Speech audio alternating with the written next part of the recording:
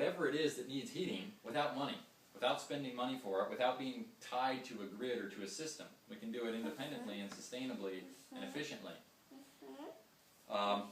You know, once a house is modified to not need heating or cooling, that's a huge chunk of your electricity gone. Refrigerators are a big thing. There's really not too much way around refrigeration. You know, could potentially go back to the old school system of having a big ice block, but even that ice block still has to be created. You know, it requires that excess energy to create that ice block.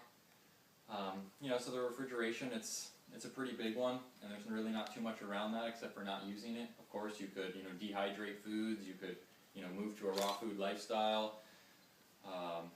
You know, there's all sorts of things you could do to cut down on your need for refrigeration and or freezing. But if you've cut out all your heating and cooling and all your hot water, if you cut out all that, that's way more than half of your electricity, which means that you need half the amount of solar panels. So from 30,000 to 15,000, just like that. Then if you make them yourself, you go from 15,000 to 7,500 or less. All of a sudden, that unaccessible $30,000 is broken down to something that's totally accessible of $7,000 or cheaper to provide all the electricity for your whole house. Right? That's totally accessible. And if you implement things like wind turbines on top of that, or if you live by a river or by the ocean, you can have water turbines, create steam power. I mean, there's a lot of ways to create energy, but people aren't ever thinking about it. They're just plugging into the AC power and just paying the bill.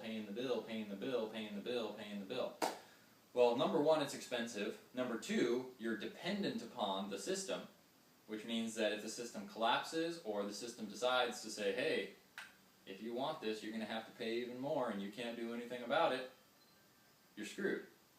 And it's not sustainable in any way because the grid is providing fossil fuel power for the most part, coal and petroleum, nuclear power, and a very, very, very, very, very, very small amount of it is wind power and solar power. So if you're tapping into the grid, not only are you dependent and spending a lot of money, but it's not sustainable in any way. So when we do this, we become independent, we become empowered, we're regulating our own value. That value can't be upped on us, right? Because we're using sun, we're using wind, we're using resources that are naturally available, the water, right? The earth, the creator is providing all of that for us, not some corporate entity, not some government. And it's totally sustainable. So that's a huge upgrade. So we're going to modify this whole house to show what it's like to take a house that's a piece of crap, basically, totally unsustainable, and turn it into something that's amazing, that is sustainable, that is functional, that is comfortable, that saves money, that benefits the whole world, that benefits the whole ecosystem. The whole world is an ecosystem, right? It's really important that we as humanity start thinking globally because humans have populated the world. Humans have taken over the world. Even the places we don't live, we're still digging oil, we're still digging coal, we're still cutting down forests, we're still, taking vacations. Like, even the places we don't live, we're still influencing. Right? Even out in the middle of the ocean where we don't even go, there's huge, many mile wide islands of plastic. Right? Because of the way we as humans are living. Like, this is a reality, this is a fact. You don't have to believe me. You can search it. Search plastic island in the middle of the ocean. Right? And you'll get all the stats about how many miles long this plastic ocean is, of just all this plastic that's floating in the middle of the ocean. Alright, so this is all real. So we as humanity, as individuals, need to be thinking globally. We need to be thinking as a species. And until you do it, until I do it, nobody's going to do it. Right? As long as we keep waiting for everybody else. And see, here's the thing, is that a lot of people think, oh, well, all this work, blah, blah, blah, I don't want to live a sustainable life, I like my cable TV, and I like my hot water, and my, plumbing. You don't have to necessarily get rid of any comforts to live more sustainably. You can still have those comforts in a more sustainable way. It's totally doable. It's totally possible. So we're going to show what that's like for even the people that aren't ready to actually be sustainable, that aren't actually ready to, enter that new paradigm. And that's okay, because we all are where we are, and none of us have to be anywhere. But see, here's the thing, is that it's, in the long run, it's not actually hard. It's actually easy.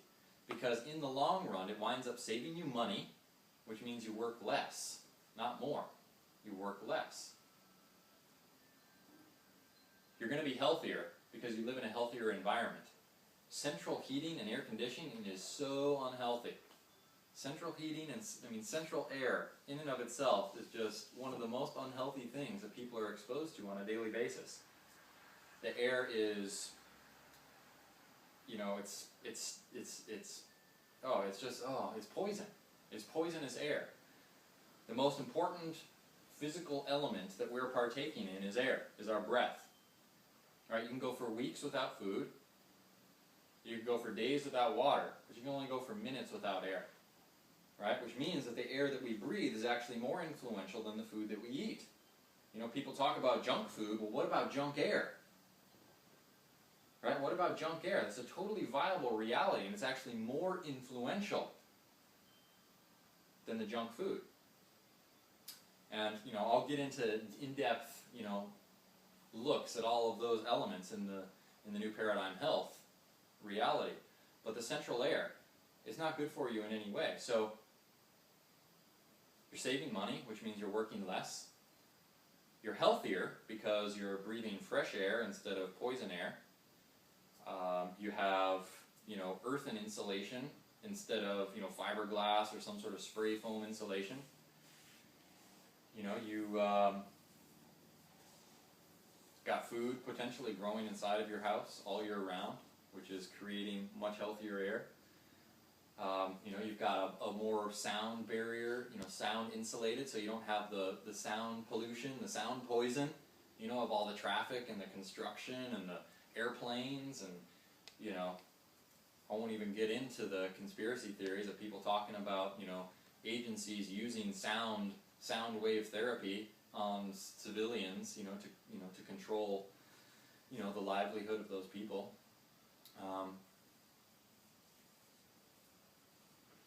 Just the facts that I've already explained are enough. So, it's a lot to take in.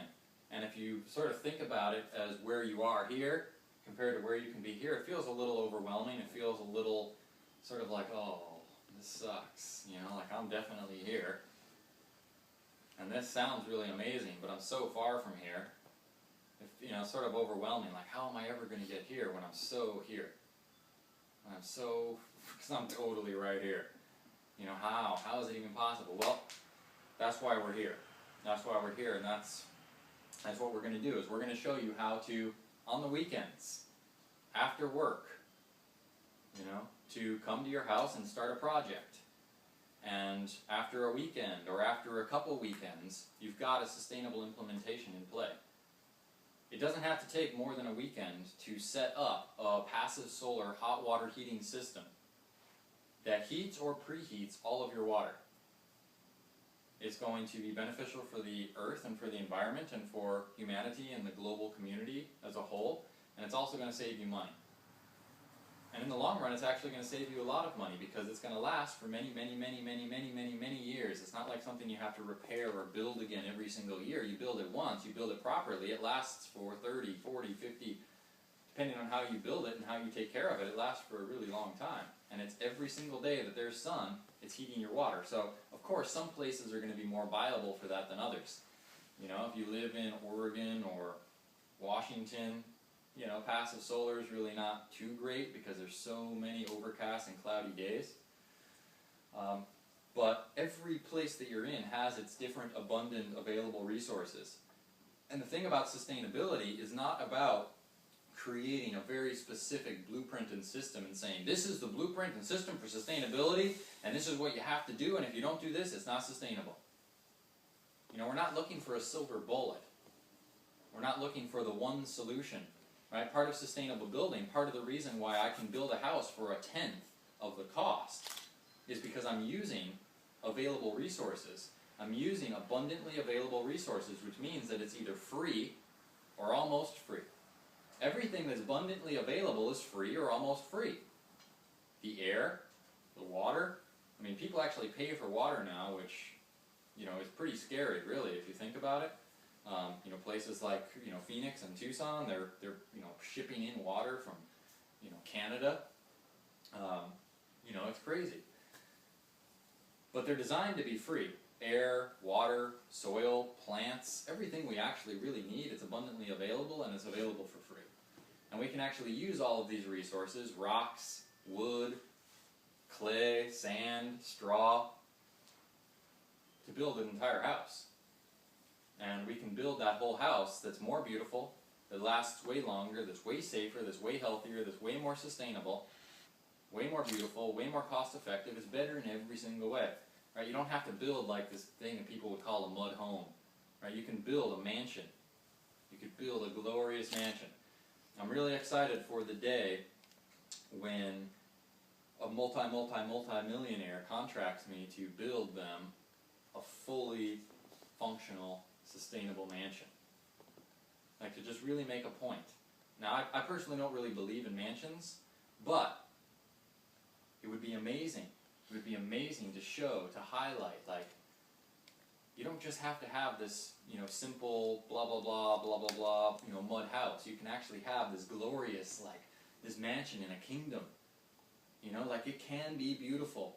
And it can be beautiful even on a small scale. You could have a 1-bedroom or a 2-bedroom, or a 3-bedroom small house that's completely and totally and awesomely beautiful. And it doesn't have to be in any way simple or, ugly or bland or mediocre. It can be over the top, amazing, and still sustainable. It just takes more time. It just takes more love. It just takes more energy. It just takes more nurturing. It just takes more focus. That's it. And if you care about something like that, then it's worth it.